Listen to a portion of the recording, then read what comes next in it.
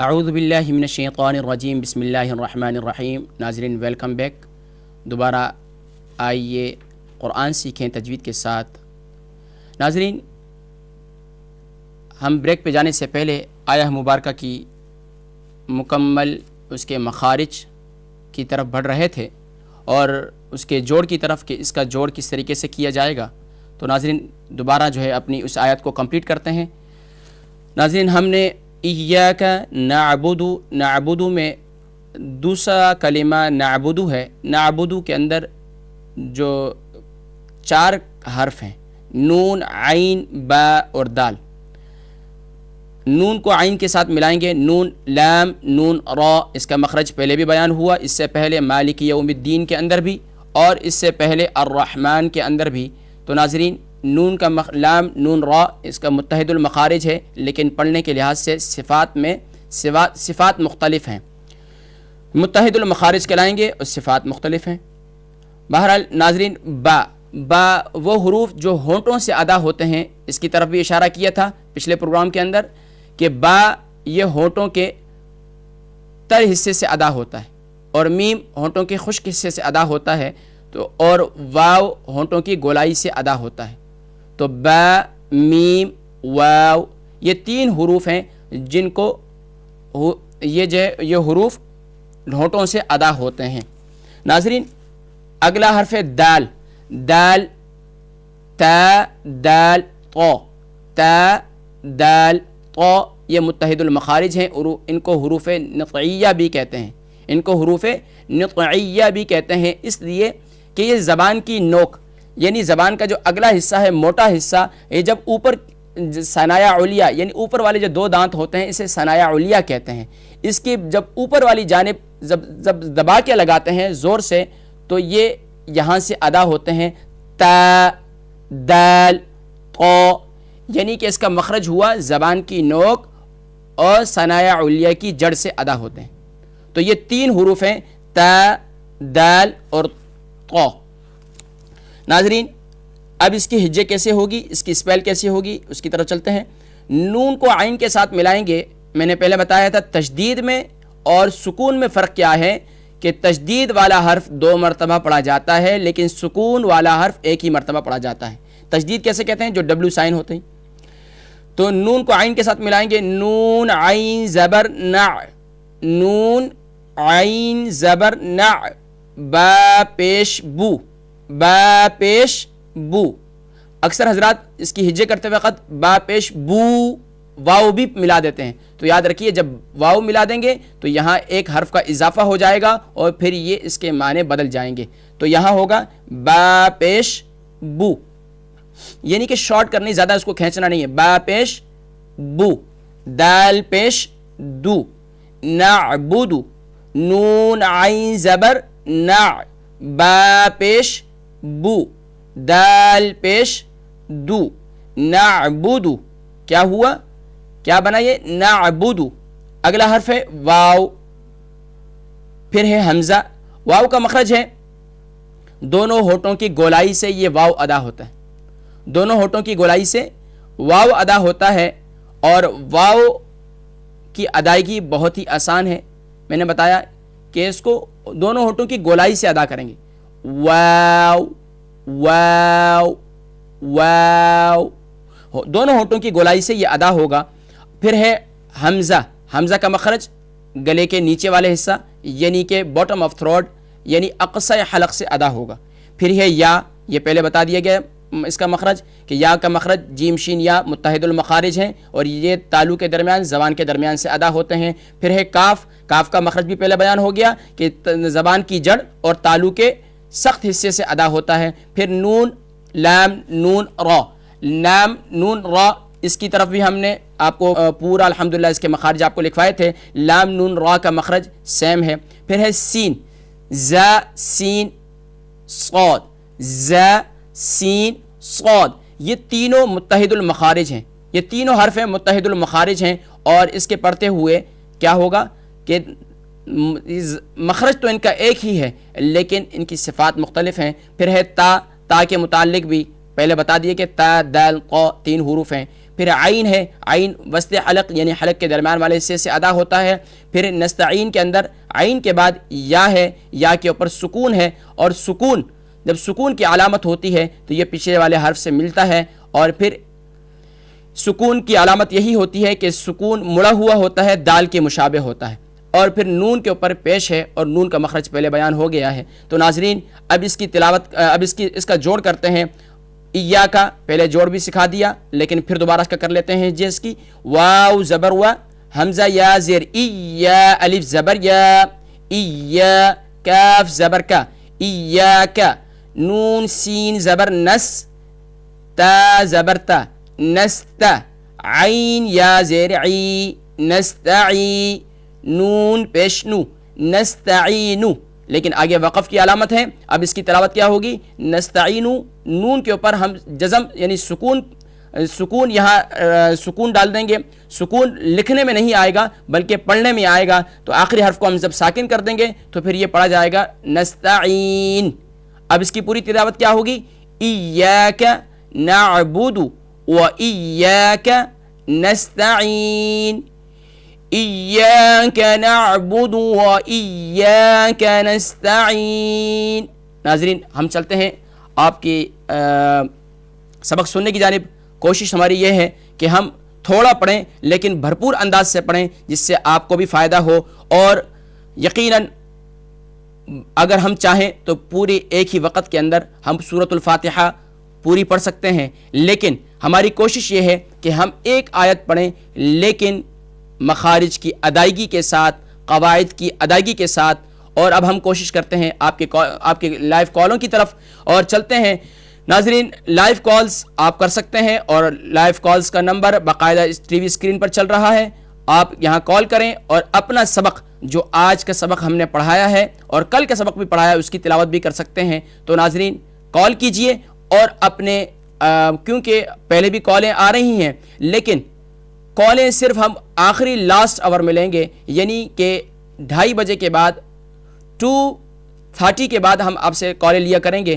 کیونکہ پہلے سبق کے دوران اگر کال لے لی جائے پھر سبق کا پڑھانا اور آپ کو سمجھانا، بہت سے ناظرین اس وقت دیکھ رہے ہوتے ہیں اور سمجھنے کی کوشش کر رہے ہوتے ہیں. جب کال آتی ہے تو کال آتے ہی پھر ہمارا سبق جو ہے وہ درمیان میں کچھ ڈراپ ہو جاتا ہے، رک جاتا ہے. لیکن ہماری کوشش ہے کہ ہم انشاءاللہ العزیز روزانہ آپ کی کالز لیں گے، وہ لیں گے 2:30 کے بعد، یعنی کہ 2:30 بجے کے بعد ہم آپ سے کال لیں گے، اور کال کے اندر پھر آپ انشاءاللہ العزیز ہمیں اپنی تلاوت کر کے آپ اپنی سورۃ الفاتحہ اور اپنی غلطیوں کو امید ہے کہ درست کرنے کی کوشش کریں گے. ناظرین ہمارا مقصد ایک ہی مقصد ہے، اور وہ ہے کہ ہمیں قرآن کو سیکھنا ہے اور قرآن کو پڑھانا ہے، قرآن کو پڑھنا ہے اور قرآنی تعلیمات پر عمل کرنا ہے اور قرآنی تعلیمات کو عام کرنا ہے. اور ناظرین اسی لیے ہم نے اس پروگرام آئیے قرآن سیکھیں تجوید کے ساتھ اس پروگرام کو ترتیب دیا ہے، تاکہ بھرپور انداز سے، آپ کو معلوم ہے بہت سے حضرات کافی جو ہے نا وہ رقم پے کر کے اور اپنا وقت خرچ کر کے تجوید سیکھنے کے لیے جاتے ہیں، لیکن ہمارے سربراہان اور تکبیر چینل کی انتظامیہ نے اور ہمارے جو سربراہان ہیں انہوں نے یہ کوشش کی، وہ لوگ، وہ خواتین جو بڑی عمر کی ہو چکی ہیں، یا وہ حضرات جو بڑے عمر کے ہو چکے ہیں لیکن انہیں وقت نہیں ملا، یا وقت تو ملا لیکن غفلت میں گزر گیا، تو اب بھی موقع ہے اور علم حاصل کرنا. حضور اکرم صلی اللہ علیہ وآلہ وسلم نے ارشاد فرمایا کہ اطلبوا العلم من المہد الی اللحد، علم حاصل کرو ماں کی گود سے لے کر قبر کی آغوش تک. تو ناظرین الحمدللہ جب تک زندہ ہیں، جسم میں سانس ہے، اللہ پاک نے موقع دیا ہے، آئیے قرآن سیکھیں تجوید کے ساتھ، تاکہ ہم ان وعیدوں سے بچ سکیں جن کے بارے میں نبی کریم صلی اللہ علیہ وسلم نے ارشاد فرمایا کہ تجوید کے ساتھ جو قرآن نہیں پڑھتا. اور امام جزری رحمۃ اللہ تعالی علیہ نے ان کا بڑا مشہور قول ہے والأخذ بالتجوید حتم اللازم من لم يجود القرآن فهو آثم، جو قرآن کریم کو تجوید کے ساتھ نہیں پڑھتا وہ شخص گناہگار ہوتا ہے. تو ناظرین آئیے ہم چلتے ہیں اگلے پارٹ کی جانب. اگلے کہ ہمارا پارٹ تھا، تیسرا پارٹ کے اندر ہم الحمدللہ ترجمہ بیان کرتے ہیں. اب ترجمے کی طرف چلتے ہیں کہ ترجمہ اس آیہ مبارکہ کا کیا ہوگا، لفظی کیا ہوگا اور با محاورہ کیا ہوگا۔ پھر انشاءاللہ العزیز آپ سے لائیو کال بھی لے رہے ہیں، آپ کال کر سکتے ہیں، ٹی وی اسکرین پر نمبر چل رہا ہے، اور کال کر کے انشاءاللہ العزیز آپ اپنی غلطیوں کو درست کروا سکتے ہیں، کیونکہ ہمارا پروگرام جو ہے یہ 250 پر کمپلیٹ ہو جایا کرے گا، اور کیونکہ آگے دوسرے پروگرامز کی ترتیب ہوتی ہے، تو ناظرین آپ 250 سے پہلے کال کر سکتے ہیں۔ ناظرین، قرآن مجید کی آیت سورہ فاتحہ کی آیت نمبر 4 ہم نے اس کی تلاوت کی، اور تلاوت کے ساتھ اب اس کے ترجمے کی طرف بڑھتے ہیں کہ اس کا ترجمہ کیا ہے۔ پہلے تو ہم لفظی ترجمے کی طرف چلتے ہیں کہ ایاکا ہم تیری، نعبدو ایاکا تیری ہی، نعبدو عبادت کرتے ہیں، ہم تیری ہی، ہم عبادت کرتے ہیں، نعبدو ہم عبادت کرتے ہیں، ایاکا تیری، ایاکا تیری، نعبدو ہم عبادت کرتے ہیں، وَإِيَّاكَ اور تیری، نستعین، یہاں تیری کا ترجمہ نہیں ہوگا، یہاں تجھ ہی سے، نستعین کے معنی امداد طلب کرنا، مدد طلب کرنا۔ تو ناظرین یہ کاف ضمیر مخاطب ہے، ایا کے اندر، دونوں ایا کے اندر کاف ضمیر مخاطب ہے، اور اللہ رب العالمین سے یہ التجا کی جا رہی ہے، ایاک یا رب العالمین ہم تیری ہی عبادت کرتے ہیں، وَإِيَّاكَ نَسْتَعِينُ اور تجھ ہی سے مدد چاہتے ہیں اور تجھ ہی سے مدد طلب کرتے ہیں۔ ناظرین ترجمہ پڑھانے کا مقصد یہ ہے کہ عموماً قرآن مجید فرقان حمید کی اس سورہ مبارکہ کی تلاوت تو کی جاتی ہے نمازوں کے اندر بھی اور بقیہ ذکر و اذکار کے اندر بھی، لیکن اس کے معنی کو، اس کے مفہوم کو سمجھنا اگر ہمارے لیے سمجھ جائیں گے تو پھر کیا ہوگا، نماز کے اندر بھی ایک خشوع و خضوع کی کیفیت ہوگی، اور انسان اپنی تمام حاجتوں کو اس رب العالمین کے سامنے پیش کر دے گا کہ جو رب العالمین اس کی حاجتوں کو پورا کرنے والا ہے۔ تو یہاں اللہ رب العالمین کی بارگاہ میں بندہ عرض کرتا ہے، ایاک نعبد یا رب العالمین ہم تیری عبادت کرتے ہیں۔ اللہ رب العالمین اتنے خوش ہوتے ہیں اس بات پر، اور وَإِيَّاكَ نَسْتَعِينُ اور ہم تیری ہی، یعنی تیری ہی مدد چاہتے ہیں، تجھ ہی سے مدد چاہتے ہیں، تیرے علاوہ ہمارا کوئی مددگار نہیں۔ ناظرین رب العالمین ہی مدد کرنے والا ہے۔ ناظرین دوبارہ ہم پوری آیہ مبارکہ کا ابھی اس کا با محاورہ ترجمہ کریں گے۔ ایاک نعبد و ایاک نستعین، ایاک نعبد و ایاک نستعین، اے پروردگار ہم تیری ہی عبادت کرتے ہیں اور تجھ ہی سے مدد مانگتے ہیں۔